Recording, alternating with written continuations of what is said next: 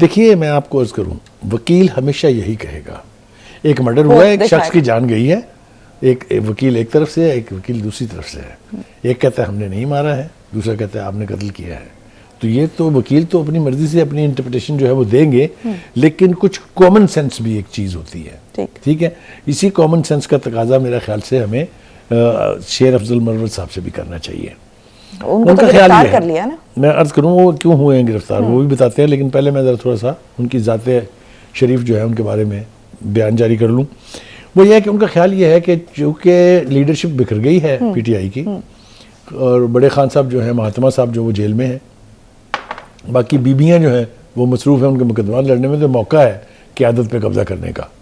لہٰذا وہ ایسے زہریلے بیانات دے رہے ہیں جس کا آؤٹ کم کیا ہوگا خود شاید یا انہیں اندازہ نہیں ہے، یا ان کا خیال یہ ہے کہ وہ کسی ریاست دوجانہ میں رہتے ہیں جہاں پوچھنے والا کوئی نہیں ہے.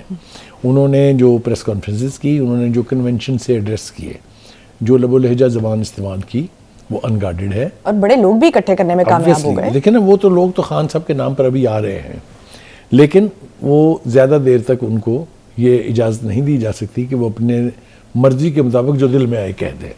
ہر چیز کے کہنے کا کوئی نہ کوئی جواز ہونا چاہیے نا. آپ سیاسی بات کریں، آپ کو حق ہے، لیکن اگر آپ دوسروں کے گریبان تک پہنچیں گے تو لوگ پھر آپ کو روکنے کا فن جانتے ہیں. ایک بات.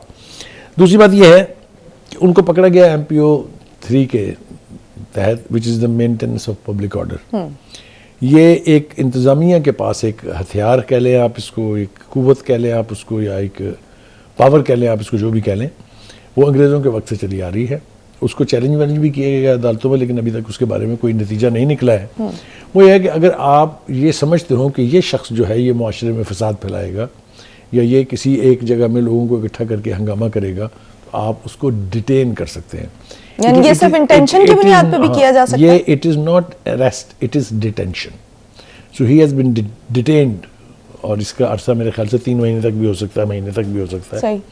تو ایک تو یہ، تو کیا کوئی خاص مقصد بھی ہو سکتا ہے اس گرفتاری کے پیچھے؟ جی میں عرض کرتا ہوں جی، انہوں نے یہ کہا کہ 9 مئی جو ہے یہ تو اسٹیبلشمنٹ نے خود کرایا ہے. آپ دیکھیں نا ذرا کتنی گمبھیر بات ہے. ہاں جو یہ کہا ہے کہ 9 مئی کا ارتکاب الیکشن ریگنگ کی بنیاد ہے. الیکشن ریگنگ جو ہے وہ، اور ساتھ ان کو ساتھ یہ بھی کہنا چاہیے تھا، اور دیکھیں انہوں نے ہمارے لوگوں سے کروایا یہ، یعنی جو پکڑے گئے ہیں کون ہیں؟ یعنی جو الیکشن ریگنگ کرا رہے ہیں وہ بھی ان کے لوگ ہیں. کریکٹ. میں نے کہا نا جب بیٹر سینس پرویل نہیں کرتی ہے تو آپ ولنریبل ہو جاتے ہیں کچھ بھی کرنے کے، کچھ بھی کہنے کے. یہ اسی طرح قسم کی ساری گفتگو جو ہے وہ ہے. وہ کہتے ہیں کہ جی ہمیں لیول پلینگ فیلڈ نہیں مل رہی ہے، میں چھپ کے اسکوٹروں کے اوپر بیٹھ کے کنونشن میں ایڈریس کرنے جاتا ہوں، بلاول زرداری صاحب جو ہیں وہ ہیلی کاپٹروں پہ آ رہے ہیں، دیکھیں جی کتنا ظلم ہے. تو یہ نوبت کو بھی آپ خود پہنچیں اپنی حرکات سے، جس میں کسی کا کوئی قصور نہیں ہے.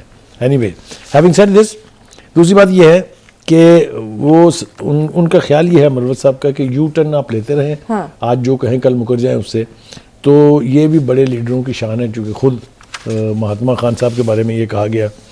تو یہ جو الزام ہے کہ جی یہ اسٹیبلشمنٹ نے خود کرایا ہے، یہ اتنا بڑا یو ٹرن ہے کہ جو بھی سنے گا اس کو وہ سوائے ہنسنے کے اور ان کا ٹھٹھا اڑانے کے اور کچھ نہیں کر سکتا. تمام معاملات کلیئر ہیں، لوگوں کے سامنے ہیں. ایبسلیوٹلی. اب میں نے کہا نا، ہم نے شروع میں کیا کہا، ہم نے کہا کہ جناب اب کچھ چھپایا نہیں جا سکتا. دوسری طرف ایک چیز چھوٹی سی رہ جائے گی، وہ ہے کہ توشہ خانہ کیس کی سماعت بھی ساتھ ساتھ چل رہی ہے. ضمانت اس میں کینسل ہو چکی ہوئی ہے، آپ کو پتہ ہے، فزیکل ریمانڈ اس میں دیا جا چکا ہے. تو خان صاحب تھوڑا سا تگڑے ہوں، کیونکہ ان کیسز کے بہرحال فیصلے تو آنے ہیں. ٹھیک ہو گیا. بخاری صاحب بریک لینے کا کہا جا رہا ہے. ناظرین چھوٹی سی بریک لیں گے، بریک سے واپس آئیں گے اور شوکت عزیز صدیقی کیس جو ہے اس میں کیا ہونے جا رہا ہے اس پر بات کریں گے. Stay tuned.